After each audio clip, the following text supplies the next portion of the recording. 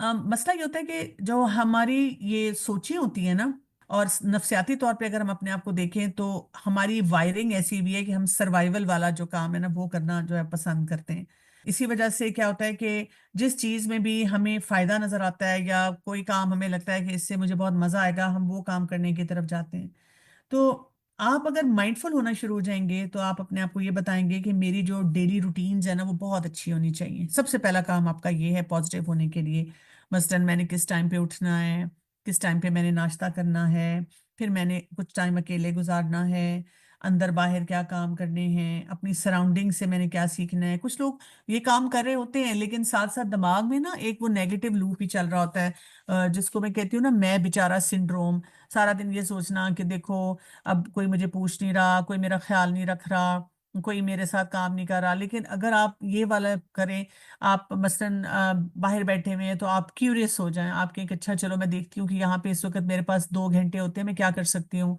अच्छा फिर आप ओपन हो जाएं कि चलो मसलन मैं गार्डनिंग कर लेती हूँ। अच्छा आपको लगता है कि नहीं, आपके बच्चे नहीं पसंद करते, वो कहते हैं कि नहीं हमने जिस तरह से लॉन सेट किया आप उस तरह से करें, तो आप 2-3 कोई गमले या इस तरह के आजकल वो किचन गार्डनिंग का जो कॉन्सेप्ट सिखाते हैं वो बैग से बना के दे देते हैं, जिसमें मिट्टी होती है, आप उसमें कोई चीज ग्रो कर सकते हैं। आप एक्सेप्टिंग हो जाएं कि क्या चीज मेरे फैमिली मेंबर्स नहीं करना चाहते, अब उनकी डोमेन है, let them enjoy that domain, मैं उसमें से कोई और रास्ता निकाल सकती हूँ। और आप प्यार मोहब्बत से उनको बताएं कि क्योंकि मेरा भी दिल चाह रहा था और मैं लॉन को खराब नहीं करना चाह रही थी, तो इसलिए मैंने जो है ना ये इस तरह से किचन गार्डनिंग की है। और फिर आप देखें कि वो बच्चे क्या करते हैं कि फिर उसको वो उनके उनके अंदर भी फिर एक अप्रिशिएटिव सेंस जो है वो आनी शुरू हो जाती है। ऐसे लोगों को इसलिए रूटीन्स जो है ना अपनी उनके ऊपर काम करना होता है। बहुत से लोग जो होते हैं ना वो ये सोचते हैं कि बस जैसे चल चलाओ जिंदगी चल रही है उसको चलाते चले जाओ। लेकिन जितना क्लैरिटी से आप माइंडफुल होते हैं, इन द प्रेजेंट मोमेंट रहते हैं और अपनी चॉइसेस को सही करते हैं और अपने एक्शंस को सही करते हैं, तो आप बेहतरीन एक्सपीरियंसेस बनाते हैं, आप खुश रहना शुरू हो जाते हैं। और इस माइंडफुलनेस में आपके जज्बात भी बेहतर होने चाहिए, यानी इमोशनल माइंडफुलनेस भी होनी चाहिए कि मेरे जज्बात कैसे होने चाहिए। तो इसमें क्या है कि आप जैसे जैसे अपने माइंडसेट को ठीक करते हैं कि जिसमें हम ये कह सकते हैं ना कि आप अपनी नीड्स भी देख रहे हैं, आप अपनी लिमिट्स भी देख रहे हैं, आप कुछ काम भी करने की कोशिश कर रहे हैं, उस काम को एंजॉय भी कर रहे हैं, उसमें अल्लाह के भी शुक्रगुजार हैं, साथ साथ आप जो बाकी अफराद हैं आप उनसे भी अच्छी तरह से बातचीत कर रहे हैं। तो क्या होता है कि वो पूरा माहौल जो है ना वो बदलना शुरू हो जाता है। तो आप अपने लिए एक स्पेस क्रिएट कर लेते हैं, जिसमें आप किसी लिमिटेड सोच के साथ, तंग नजरिए के साथ नहीं रहते। आप रियलिस्टिक भी होते हैं कि ठीक है जी अब हुकूमत बदल चुकी है और या मेरी हेल्थ की लिमिटेशन ये हैं, इस वजह से मैं ये काम नहीं कर सकती। लेकिन आप हेल्दी सर्वाइवल की तरफ जाते हैं, आप पॉजिटिव होते हैं कि जी मुझे आगे जिंदगी जो है अपनी उसको बेहतरीन तौर पे कैसे गुजारना है। कुछ और स्टेप्स हैं जो बहुत इंपॉर्टेंट हैं जब हम रियलिस्टिक पॉजिटिविटी की बात करते हैं। पहली बात तो ये कि आपने अपने हर वो परसेप्शन को, जो आपके दिमाग में कहानियां चल रही होती हैं, सोचें चल रही होती हैं, फ्यूचर के प्लान चल रहे होते हैं, उनको पर्सपेक्टिव सही वाला देना होता है। देखिए रियलिटी एक और चीज होती है और फैक्ट्स कुछ और होते हैं। और हर एक का फैक्ट जो होता है ना बड़ा सब्जेक्टिव होता है, यानी कुछ लोगों से अगर हम पूछें वो इतना गम मना रहे थे किसी बात पे और किसी और को ब्लेम कर रहे होते हैं, लेकिन दूसरे अफराद से अगर बात की जाए जो उसी सिचुएशन में होते हैं तो वो किसी और नजर से उसी बात को जो है वो देख रहे होते हैं।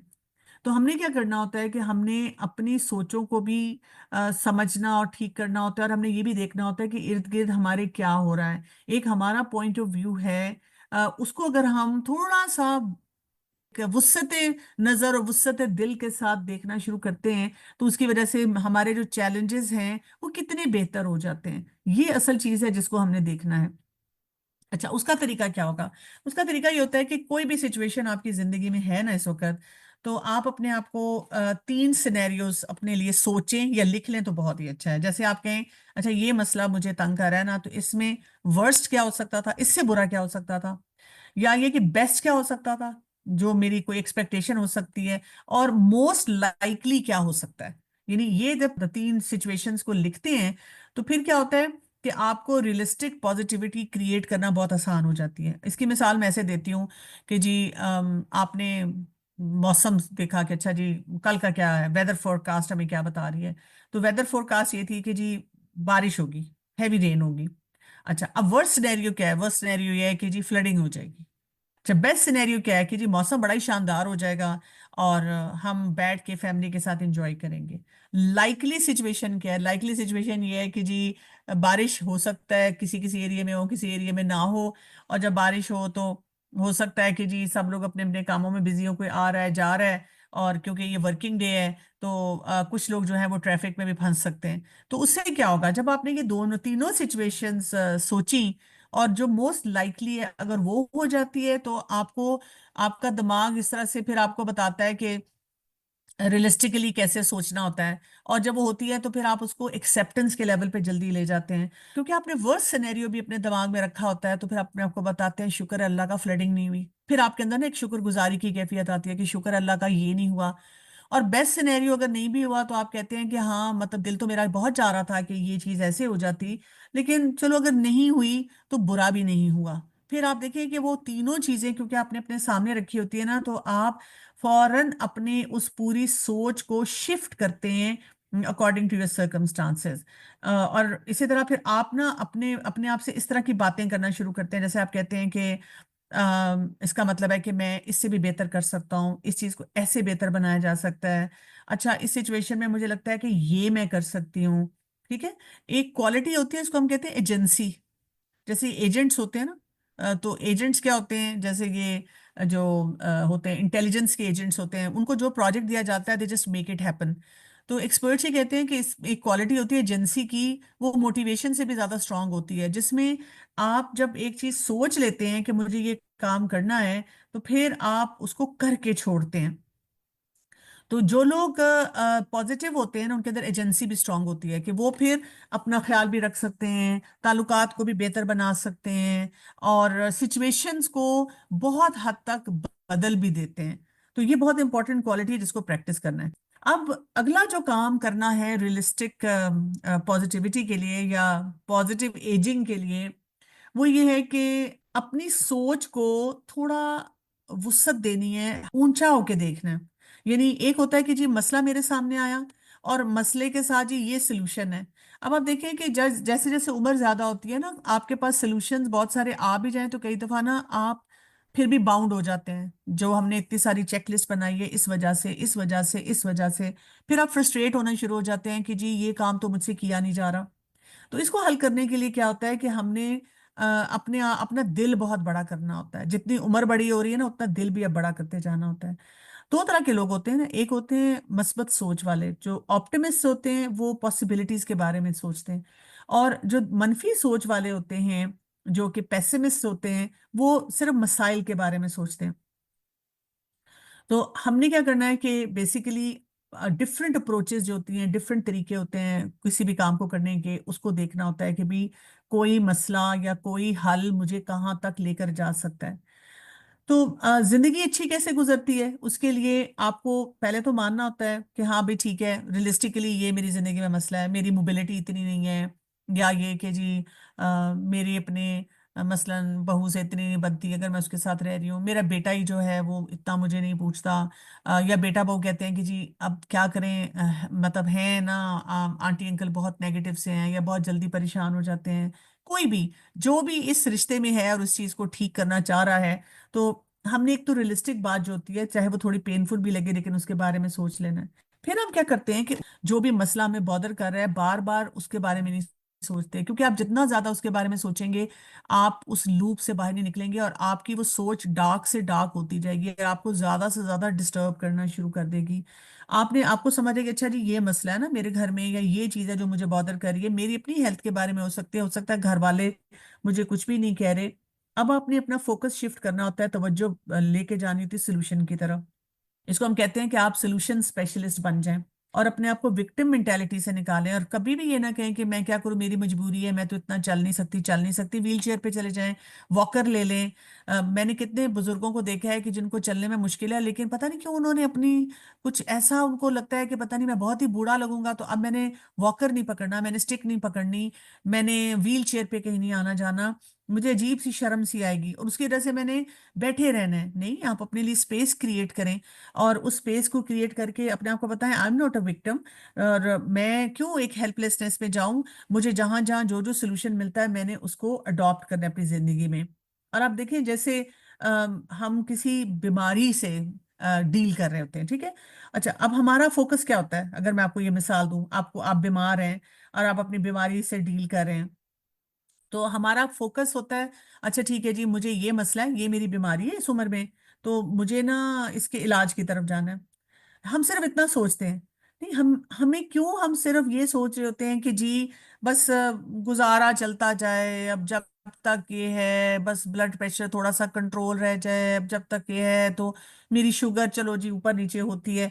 हम ये क्यों नहीं अपने लिए टारगेट रखते कि मेरी सेहत बहुत अच्छी हो जाए और मेरी बीमारी जो है तकरीबन खत्म हो जाए। यानी एक्सीलेंट हेल्थ का कॉन्सेप्ट नहीं होता। इसीलिए तो आप देखें कि जहां पे भी बुजुर्ग बैठते हैं, तो वो जब भी आपस में बात करते हैं तो उस बात में वो लगातार अपने इस तरह के दुख ही शेयर कर रहे होते हैं। तुम्हारी बीमारी कौन सी, मेरी बीमारी है।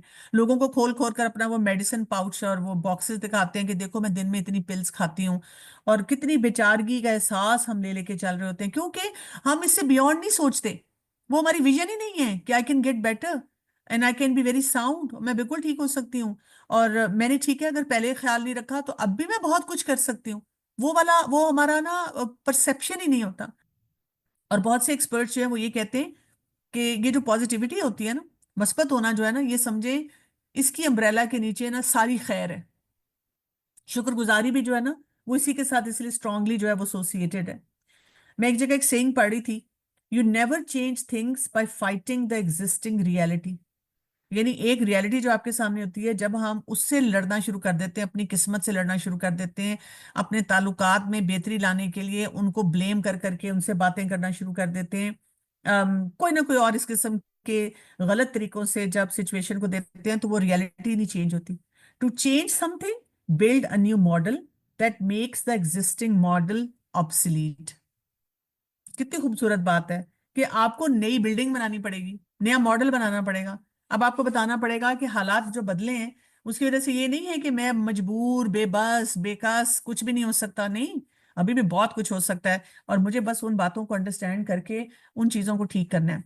सो बेसिकली ये कि हम ज़्यादा पावर अपने लिए क्रिएट करते हैं जब हम किसी चीज़ से किसी चीज़ को पसंद करना शुरू कर देते हैं। कोई चीज़ हमें लगती है कि ये मेरी जिंदगी का हिस्सा होना चाहिए।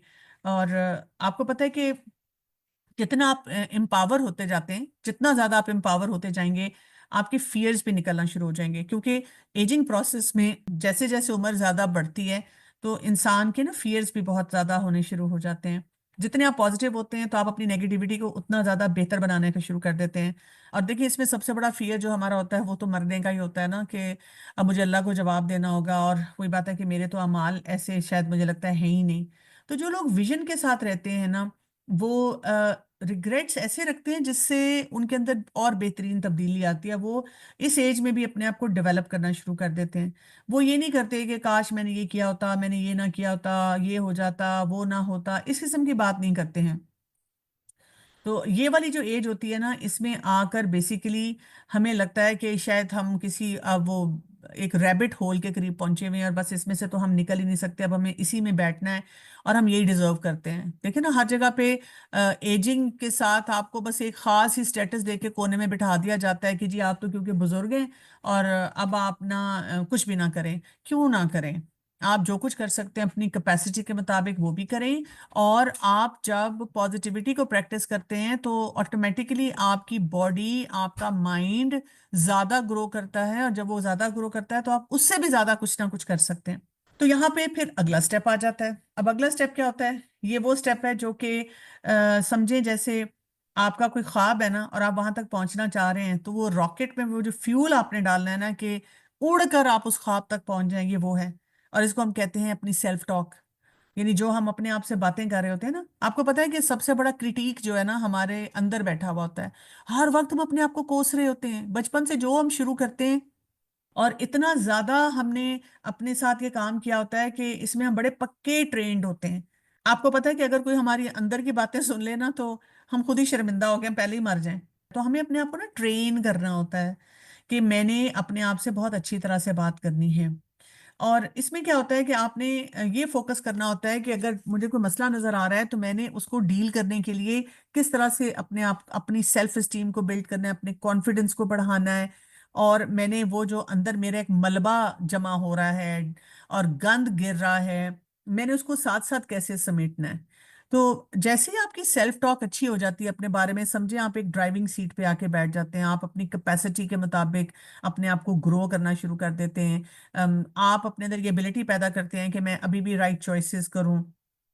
आप अपने अंदर अपने इनर रिसोर्सेज को ढूंढना शुरू कर देते हैं कि अगर मेरे सामने ये चैलेंज आ रहा है तो उससे मैंने डील कैसे करना है। आप किसी भी मसले को एक प्रोजेक्ट के तौर पे लेते हैं कि अच्छा एक प्रोजेक्ट आया और मैंने इसको पास करना है, और ज़ाहिर अल्लाह की मदद से ही सब प्रोजेक्ट्स हमारे पास होते हैं। तो हर चैलेंज को आप जब बात अपने आप से करते हैं तो वो आपके लिए एक लर्निंग अपॉर्चुनिटी होता है कि अच्छा इससे मैंने क्या सीखा, अच्छा यहाँ पे मुझे क्या बात समझ आई, अच्छा अब मुझे क्या काम जो है वो करने शुरू कर देने हैं। तो जो पॉजिटिव सेल्फ टॉक होती है ना, ये हमारे अंदर के सिस्टम को इस तरह बिल्ड करती है, हमारी इमारत को ऐसे खड़ा करती है कि हम बहुत कामयाबी की तरफ जाना चाहते हैं, हमारी एफर्ट्स बढ़ जाती हैं। आप इनके देखेंगे जितने सीनियर सिटीजन्स बहुत पॉजिटिव होते हैं या उनके फैमिली मेंबर्स बहुत पॉजिटिव होते हैं और पॉजिटिव सेल्फ टॉक कर रहे होते हैं, तो आप देखेंगे कि वो ज़्यादा कामयाब होते हैं, उनको कम एफर्ट करनी पड़ती है, उनकी अचीवमेंट भी बड़ी जल्दी आती हैं। और वो छोटी छोटी बातों पर तारीफें कर रहे होते हैं किसी न किसी की, या अंदर से भी आपको खुश नजर आते हैं। और वो बड़ी जल्दी हर चीज को ना एक पॉजिटिव सोच के साथ जो है ना वो लोगों के साथ वो बात करते हुए अडॉप्ट कर रहे होते हैं। अच्छा, जो सेल्फ टॉक होगी इसके लिए ग्रोथ माइंडसेट बहुत चाहिए होगा। अगर आपका ग्रोथ माइंडसेट नहीं है, इसीलिए मैंने पहले जो है ना माइंडसेट पे बात की थी लास्ट टाइम, क्योंकि माइंडसेट अगर ठीक नहीं होगा ना तो चाहे आपके अंदर रिसोर्सेज पड़े रहें, आप नहीं उनको डेवलप करेंगे, आप उनके बारे में कुछ नहीं सोचेंगे। इसी तरह से आपने जो अगले स्टेप पे जाना होता है वो क्या होता है कि आपने ना किसी भी मामले में कोई भी जो जो आपको मसले मसाइल अपने नजर आते हैं ना, उसमें ये सोचा करें कि ठीक है यहाँ पे एक चीज सही हो रही है, एक चीज गलत हो रही है, तो मेरे पास क्या ऑप्शन है। या तो मैं वो जो गलत चीज हो रही है उसको क्रिटिसाइज कर करके अपने अंदर नेगेटिविटी लाऊं, या ये कि जो सही हो रहा है या उसको सही किया जा सकता है उसका जो तरीका है तो मैं क्या करूं कि वहां पर उसको उसको ना उठाऊं, वहां से पूरे सिस्टम को उठाऊं और उसके तरफ जाऊं। और इसके लिए फिर आपके अंदर ऑटोमेटिकली जो चीज आती है वो शुक्रगुजारी आती है, ग्रैटिट्यूड है जो आना शुरू हो जाता है। आपको पता है कि दुनिया जहान में आप जो भी सेल्फ डेवलपमेंट की या पर्सनल डेवलपमेंट की किताब पढ़ें, लेक्चर सुन लें, उन सब में वो टॉप पे रखते हैं। वो कहते हैं ये जो ग्रैटिट्यूड है ना, शुक्रगुजारी है ना, इससे कोई बेहतरीन कोई ऐसी क्वालिटी नहीं है जो हम अपने अंदर ला सकते हैं। और वो कहते हैं कि ये एक ऐसा बटन है कि जिसको आपने प्रेस कर दिया ना, तो ये आपको इतनी शानदार किस्म की फीलिंग देता है, इतना आपके अंदर सुकून जो है ना वो भर देता है। तो ये चीज बहुत ही खूबसूरत क्वालिटी होती है। अच्छा, अब अगर हम कहते हैं ना कि मुझे अपने अंदर शुक्रगुजारी लानी है, तो इसका ये मतलब नहीं है कि आप किसी चीज के बारे में कभी दुखी नहीं होंगे, कभी आपको किसी से शिकवा नहीं होगा, कभी आप किसी के बारे में जजमेंटल नहीं होंगे, या कभी कोई नेगेटिव सोच जो है वो नहीं आएगी। लेकिन होगा ये कि आपका सिस्टम सही चीजों को जल्दी पिक करेगा। जैसे हम कोई चीज वो स्टेनर रखते हैं ना, उसको पुनते हैं, छानते हैं, तो वो क्या होता है, इम्प्योरिटीज उस स्टेनर में रह जाती हैं और बड़े मजे की चाय कॉफी जो भी हम खाना पीना चाह रहे हैं वो हमारे पास आ जाती है। तो हमने ना बिल्कुल सिर्फ ये काम करना होता है कि जब शुक्रगुजारी आती है तो ये सारी चीजें पुन कर थोड़ी देर के लिए फीलिंग्स हमारे अंदर आती है लेकिन फिर बाहर निकल जाती हैं। और इसके लिए एक्सपर्ट्स फिर ये कहते हैं, रिसर्च ये बताती है कि अगर आप एक ग्रैटिट्यूड का जर्नल लिखते हैं, एक अपनी अच्छी सी कॉपी बना लें, बुक बना लें, जिसमें आप रोज मजे मजे की ऐसी चीजें लिखें कि आज मैंने अल्लाह का किन बातों पे शुक्र अदा किया, आज मुझे कौन सी चीज ने बहुत फैसिनेट किया, आज मेरा कौन सा थॉट प्रोसेस था जो मुझे बता रहा था कि जी ये काम करो तो इससे तुम्हें बहुत ही मजा आएगा। लेकिन अब इसके लिए हमें इंस्पिरेशन चाहिए ना। अब वो हम कहाँ से लेते हैं, वो हम रोल मॉडल से लेते हैं।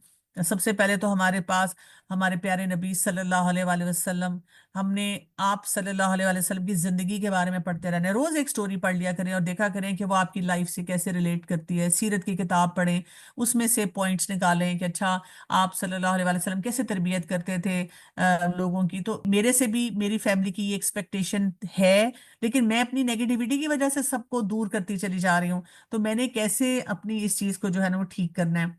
तो वहां से हम देखते हैं कि बहुत सी पर्सनालिटीज जो है ना वो बहुत रिजिलियंट थी, यानी सेटबैक्स होते थे लेकिन अपने आप को खड़ा करना जानते थे। तो हमने भी बहुत से सेटबैक्स जिंदगी में आते हैं, हर तरह के आते हैं, लेकिन मैंने आगे ग्रो करना सीखना है, मैंने आगे बढ़ना सीखना है। और फिर ये कि जो भी फियर्स हैं मेरे, उनको ऑटो पायलट पे नहीं रखना। जैसे एजिंग प्रोसेस में सबसे बड़ा फियर यही होता है ना कि पता नहीं कब मौत का फरिश्ता आ जाए और मैं चली जाऊं, और अब हमें अपनी कब्र से भी डर लग रहा है, और हम उस सिलसिले में भी बहुत ज्यादा परेशान हैं। तो हम अपने आप को बता सकते हैं कि मुझे वही बात है, कंस्ट्रक्टिव किस्म के एक्शंस करने हैं। अगर मुझे फियर महसूस हो रहा है तो फिर मैंने क्या करना है? फियर का मतलब ये है कि कुछ करने के काम है, बजाय इसके कि मैं सिर्फ परेशान हूं। मैंने अपने आप को पैरालाइज नहीं होने देना अपनी सोचों को। मैंने इसकी वजह से अपनी सेहत नहीं खराब करनी, अपने ताल्लुकात नहीं खराब करने, बल्कि इसकी वजह से मैंने क्या करना है कि अपने अंदर वो स्किल्स पैदा करने हैं। और आप देखिए, आपके इर्द गिर्द ही आपका इतना सारा सदका जारिया होता है, आपकी औलाद होती है, आपकी औलाद की औलाद होती है, तो आपने देखना होता है कि वो मेरा सदका जारिया है, या मैंने कितने काम ऐसे किए हैं और मैं उन कामों को अभी भी बढ़ा सकती हूँ। आप खुद भी अपनी सर्विसेज कहीं ना कहीं ऑफर कर सकते हैं किसी ना किसी कैपेसिटी में, और आप देखते हैं कि वहां से भी बहुत सी बेहतरी आती है। तो बात यह कि जब हम हमारे जो बुजुर्ग होते हैं ना वो बहुत पॉजिटिव हो जाते हैं, तो उससे पूरी कम्युनिटी जो है ना, पूरे इर्द गिर्द का माहौल जो है वो बदलना शुरू हो जाता है। कैसे बदलता है? आप देखें कि वो ना अपने एक्सपीरियंसेस फिर शेयर करते हैं, क्योंकि हर शख्स रोल मॉडल ढूंढ रहा है, हर शख्स सीखना चाह रहा है किसी न किसी से।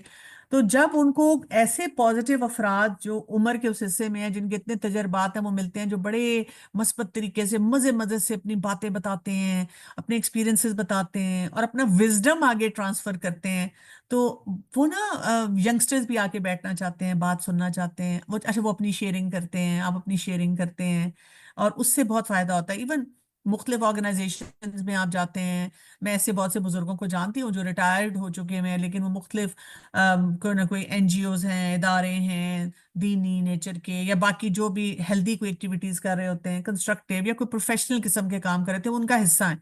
तो वो क्या करते हैं, वो पॉजिटिवली जाते हैं वहां पे, अपना हिस्सा डालते हैं, they feel good about themselves, और फिर वो वापस आ जाते हैं। तो आप ना रोल मॉडल बन सकते हैं, आप बता सकते हैं कि इस उम्र में भी इंसान कैसे अपनी जिंदगी में बैलेंस लाता है, इस उम्र में भी कैसे इंसान एडेप्टेबल होता है, कि अगर कोई नई चीज पता चलती है तो वो उसको सीखता है, आगे बढ़ता है। आप अगर जैसे टेक्नोलॉजी की बात है तो आप सीखें, और ये ना कि अल्लाह ये तो बड़ा मुश्किल काम है आपके, कोई बात नहीं, मेरी अभी उम्र है ना कि मेरी जिंदगी में ये चीजें आई हैं तो अल्लाह ताला ने मुझे भी सिखानी है, तो मैं भी सीख लेती हूँ। फिर ये कि आप छोटे छोटे जो अपनी एक्सपर्टीज के काम हैं वो यूथ को सिखा सकते हैं। आजकल देखिए हमारा यूथ कितना बेकार हुआ हुआ है, वो हर वक्त बस अपनी स्क्रीन्स पे लगा हुआ है, और अगर कोई कंप्लेन करे कि जी हम तो बड़ा बुलाते हैं तो वो आते नहीं, तो नोट करें कि कहीं आप किसी नेगेटिव लूप में तो नहीं है कि आप उनको कोई ना कोई बात सुनाते हैं जिसकी वजह से वो आपके साथ अटैच नहीं होना चाहते। अगर आप पॉजिटिव होंगे और पॉजिटिविटी के साथ और अच्छे अंदाज में, और उनको ये बताए बगैर कि हाय हाय हमारे जमाने में तो ये नहीं होता था और अब तो ये होता है और अब तो ऐसे था और ये तो ऐसे था, ऐसी बातें नहीं करते, अच्छे तरीके से आप सिचुएशंस को डील करते हैं, तो वो ऑटोमेटिकली वो काम करना चाहेंगे।